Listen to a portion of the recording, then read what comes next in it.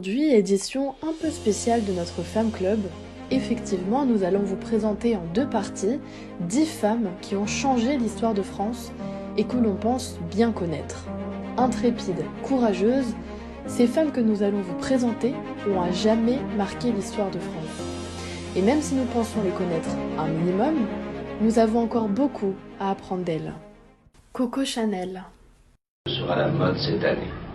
Non, Pourquoi? Vous ne le savez pas? parce que je ne le sais pas. Et puis que si je le savais, je ne vous le dirais pas. L'histoire de Coco Chanel, passée de la misère à la richesse, suscite l'admiration. Coco Chanel a réussi dans le milieu de la mode et est devenue l'une des créatrices de mode les plus novatrices du XXe siècle. Chanel était révolutionnaire dans le fait qu'elle utilisait une esthétique masculine dans des vêtements féminins. Elle a popularisé les pantalons et les tailleurs et a fait de la petite robe noire un basique. Chanel a habillé la femme moderne et a forgé la réputation internationale des Parisiennes pour leur sophistication et leur raffinement. Simone de Beauvoir. On n'est pas femme, on le devient. C'est en somme la formule qui résume l'ensemble de mes thèses. Et ce qu'elle signifie est très simple, c'est que être femme, ce n'est pas une donnée naturelle. C'est le résultat d'une histoire. Il n'y a pas un destin biologique, psychologique, qui définisse la femme en tant que telle. C'est une histoire qu'il a faite. Que serait le monde sans Simone de Beauvoir ? Mondialement connue pour son traité féministe révolutionnaire Le Deuxième Sexe, Simone de Beauvoir a mis au jour le sexisme qui dominait la société du XXe siècle. Ce livre, publié en 1949, était considéré si scandaleux que le Vatican l'a même classé dans son index de livres interdits.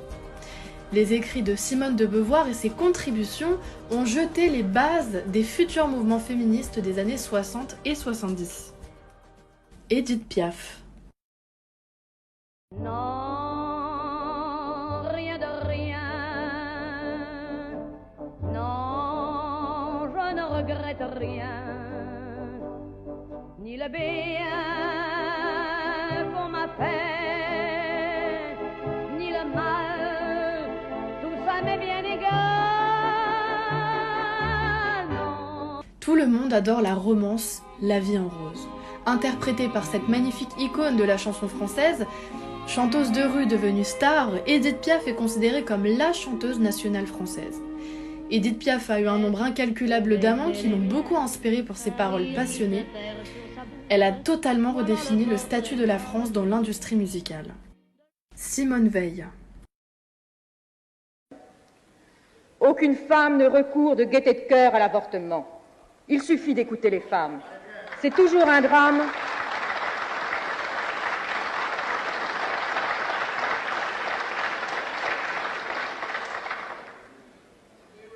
C'est toujours un drame, cela restera toujours un drame. C'est pourquoi, si le projet qui vous est présenté tient compte de la situation de fait existante, s'il admet la possibilité d'une interruption de grossesse, c'est pour la contrôler. Rescapée de la Shoah, ancienne ministre de la Santé, porteuse engagée de la loi qui légalise l'IVG, européenne convaincue, Simone Veil est l'une des plus grandes figures féministes du XXe siècle en France. Immortelle en 2010, elle le sera aussi en devenant la 5e femme à entrer au Panthéon. Le film La Loi, avec Emmanuel Devos, a été directement inspiré de sa vie. Gisèle Halimi.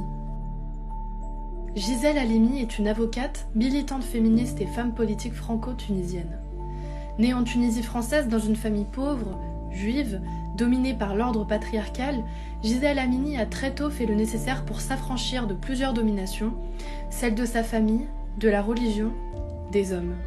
Adolescente, elle gagne de quoi quitter sa terre natale pour rejoindre Paris en 1945 et étudier le droit. Jeune avocate, elle défend les indépendantistes tunisiens et algériens, puis défend des femmes auxquelles l'on reproche d'avoir avorté. Pour atténuer leur peine, il faut évoquer des circonstances atténuantes, ce qui revient à plaider coupable. En 1971, elle est la seule avocate à signer le manifeste des 343, car un grand risque de sanctions déontologiques du barreau pesait sur elle. Surtout, lors du procès de Bobigny en 1972, Gisèle Halimi refuse de demander pardon au nom de sa cliente et fait elle-même le procès de la loi liberticide de 1920 sur l'avortement. Croyez-vous pas que la libéralisation de l'avortement fasse reculer la contraception ?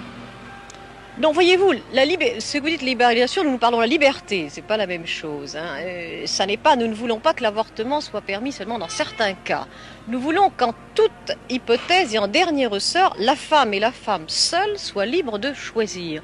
Nous considérons que l'acte de procréation est un acte de liberté. Et aucune loi au monde ne peut obliger une femme à avoir un enfant si elle ne se sent pas capable d'assumer cette responsabilité. Marie-Claire Chevalier, qui a avorté après avoir été violée, est acquittée. C'est une étape importante dans la marche vers la légalisation de l'avortement en 1975. Les engagements de Gisèle Halimi ont tous une dimension politique forte, mais elle n'a jamais voulu faire de carrière politique, mis à part une brève expérience de la députation au début du septennat de François Mitterrand. Fondatrice de l'association Choisir la cause des femmes, Gisèle Halimi témoigne d'un courant du féminisme français, caractérisé notamment par la certitude que cette lutte émancipatrice ne peut se passer des hommes. Elle meurt à Paris le 28 juillet 2020.